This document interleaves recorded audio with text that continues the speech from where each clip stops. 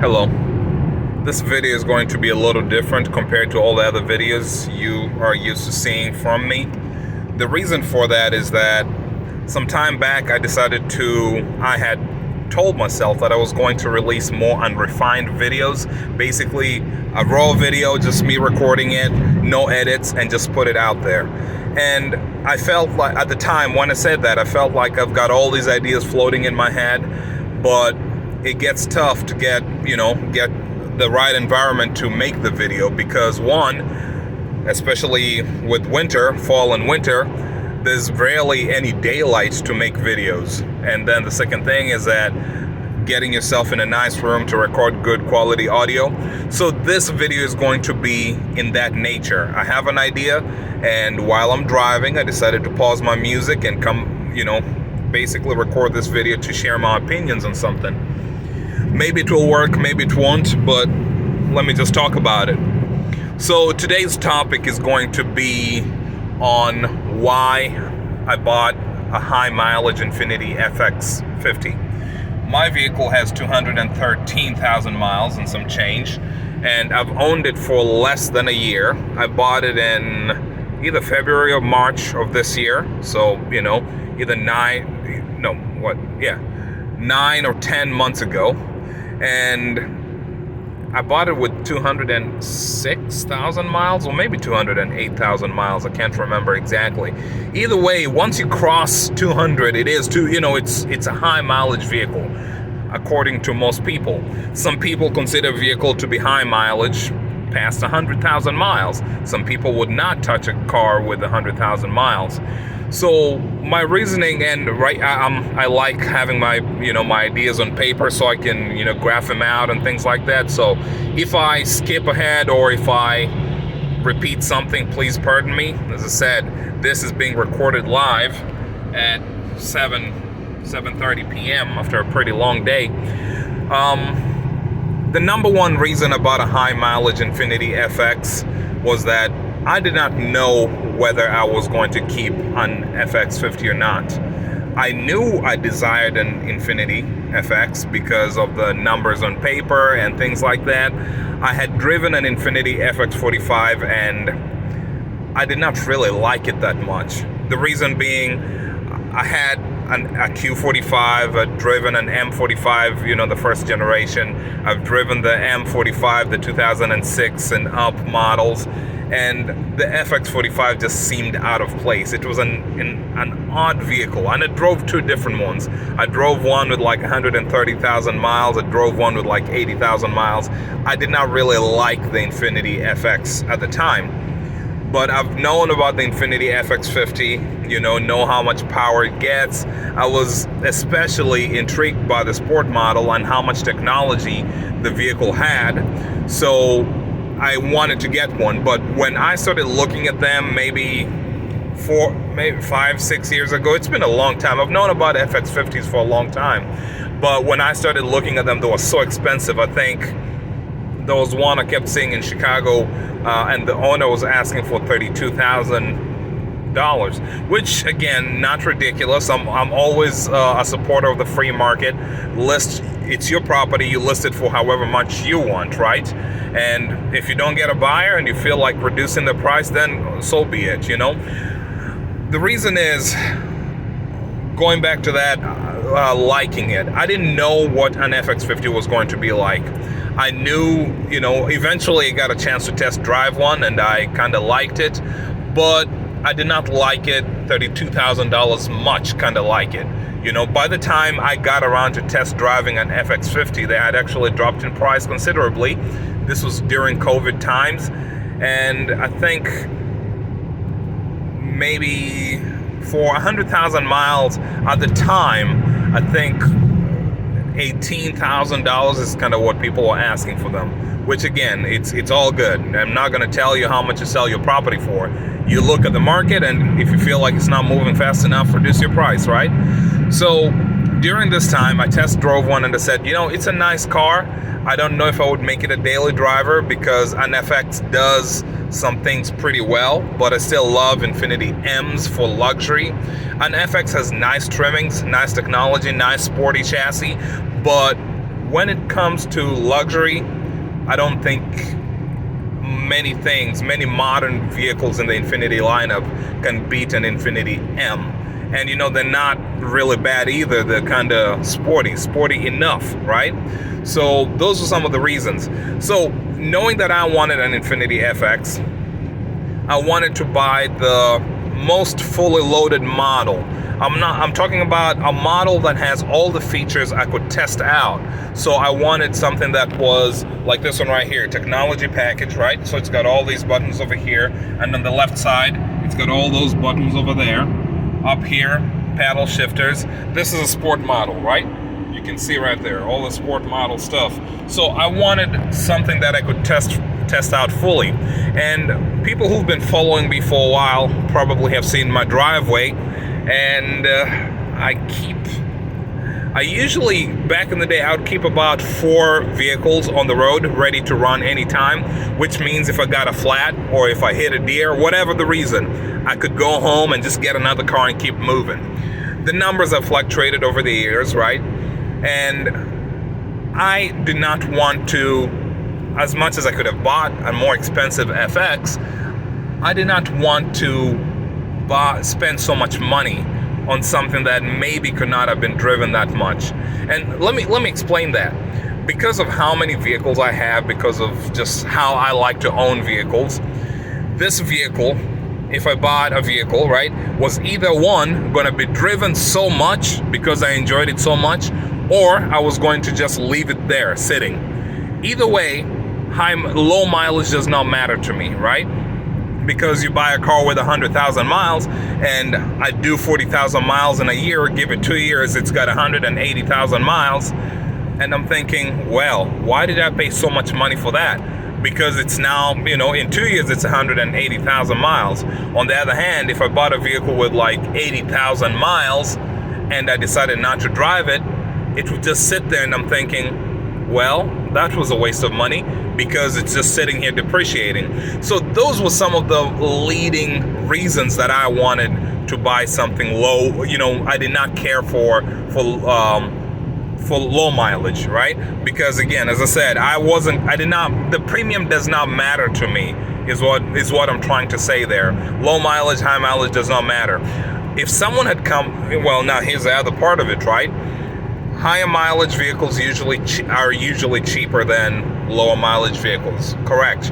But then the other part, if someone tells me, well, what if you had 2 vehicles, one had 80,000 miles and the other one had 180,000 miles, same features and everything, and somebody was asking for, and they were asking for the same sale price.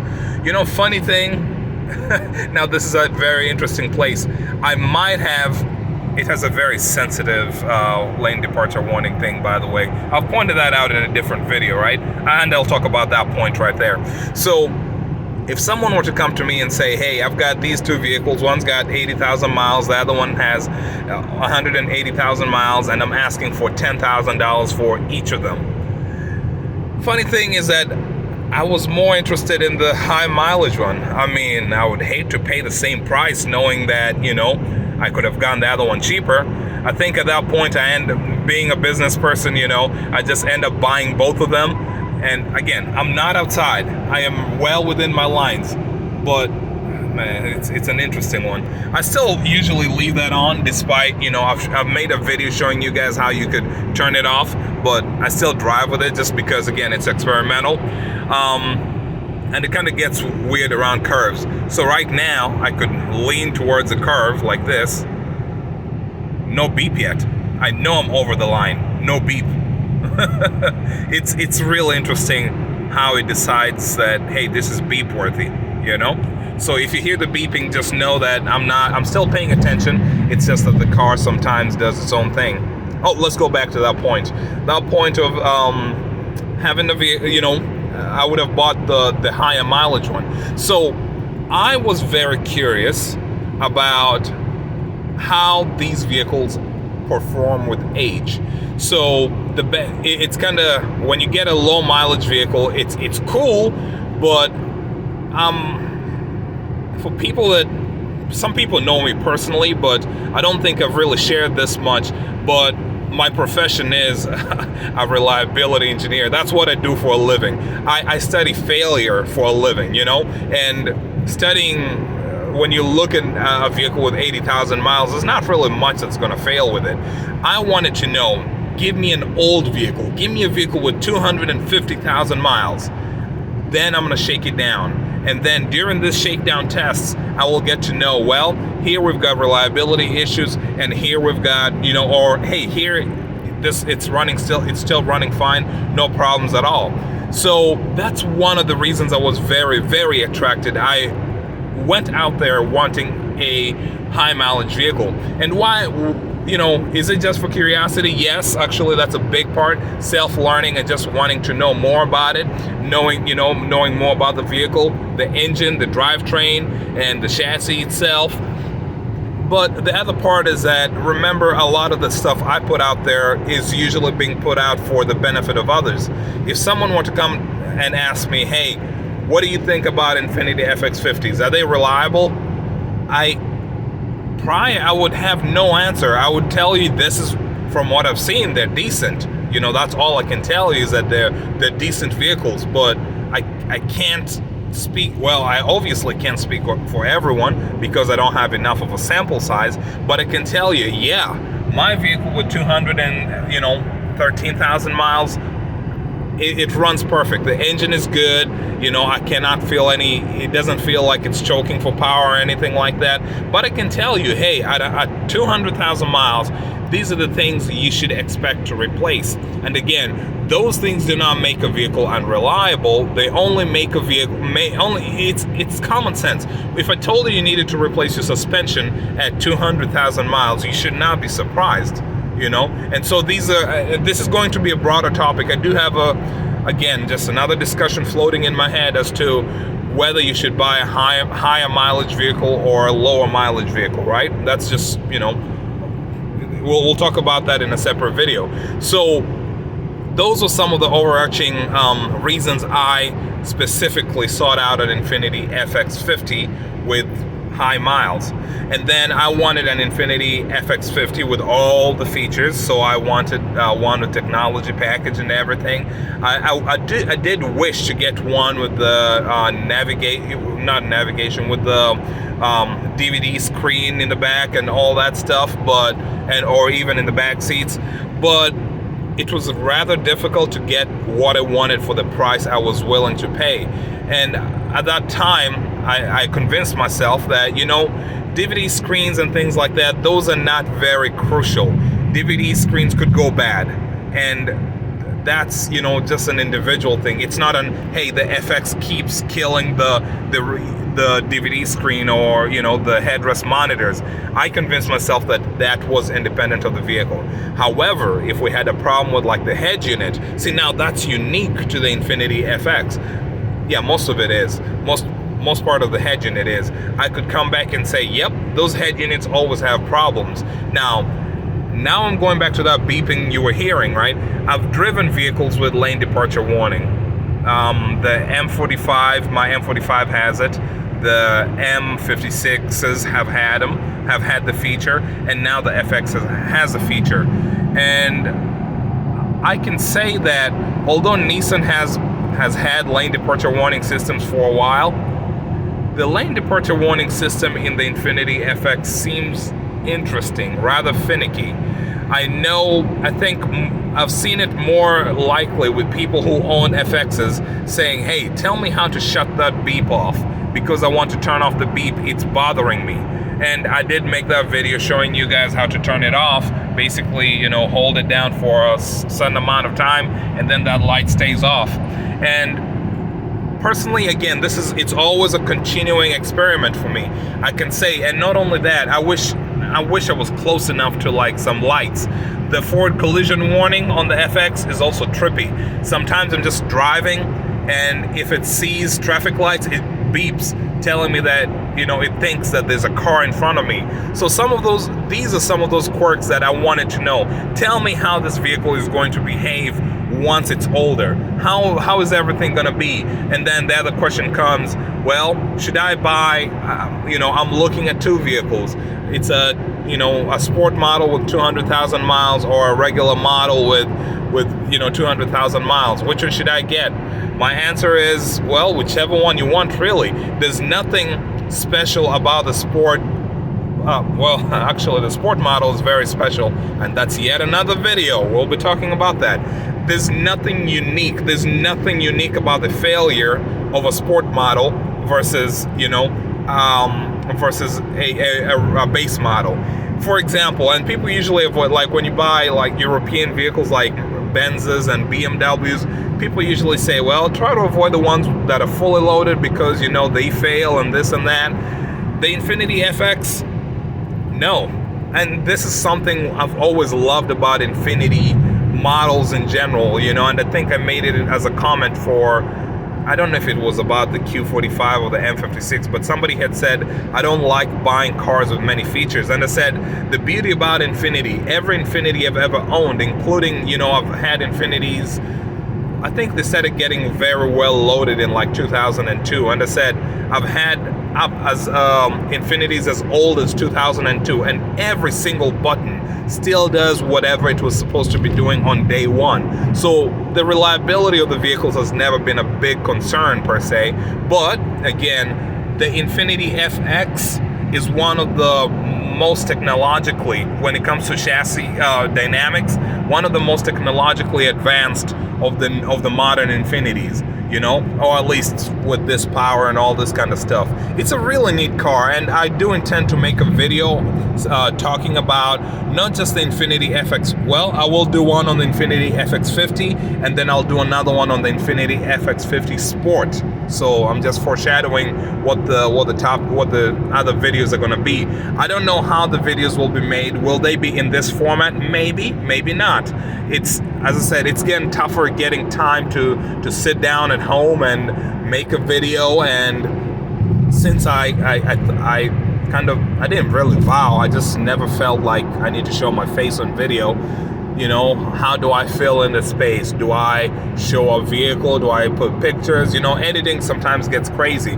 But I want it to be a very clear, hey, we're talking about Infiniti, let's keep going. So, and on that note, I mean, as I said, what I'm saying right now are thoughts that I've had for a while. Maybe I'll release this video and then I'll feel like, oh, I don't like the format at all, so let's go ahead and do another video. And maybe I might, because I do like showing those charts, and some people like the sketching, some people, I haven't come across anyone that said they hated it. Some people just don't care about it, I guess.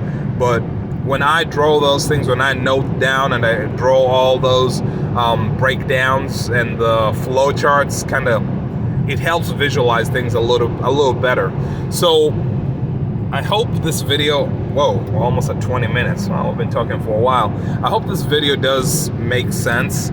I hope it explains why I usually go for high mileage. I went for the high mileage Infiniti FX50, and I just realized right now, again, there's one time I wanted to get like the highest mileage M56, which is for research as well. So just an interesting thing, an interesting theme, overarching theme. And maybe when I make that video that talks about why I like buying high mileage cars, it's going to make sense over time, right?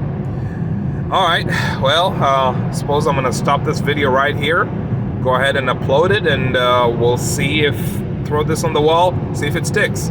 Okay, all the best, guys. Keep it moving over here. Oh yeah, I'm using automatic cruise control, and that's why you might not have noticed it. I don't know. Whenever I get close to vehicles, like, it just starts slowing down by itself. But I haven't gotten myself in a situation like that in a while. It only happens when you've got vehicles on both lanes. But for now, I do I have lane departure prevention? Let me turn on the prevention. Perfect. So now, if I set going off to the left, veering off to the left, it's gonna try to return me. There you go. It returned me. Now it's taking me all the way to the right. Oh, again, no hands, guys, no hands. I overpowered it. So remember one thing about these systems, safety systems and all that. These are driving aids. They're not replacements for being a careful driver. If I ended up hitting a vehicle that's beside me, I'm not going to tell the cops that, hey, there's a problem with the vehicle, that's why I couldn't, it refused to beep, that's why I ended up hitting somebody else. No, you're supposed to be diligent and pay attention to the vehicle yourself, Oh, look at that. Here's a vehicle. I'm not going to brake. I just want to see what it does. It's perfect. It's slowing down to whatever speed the truck is going.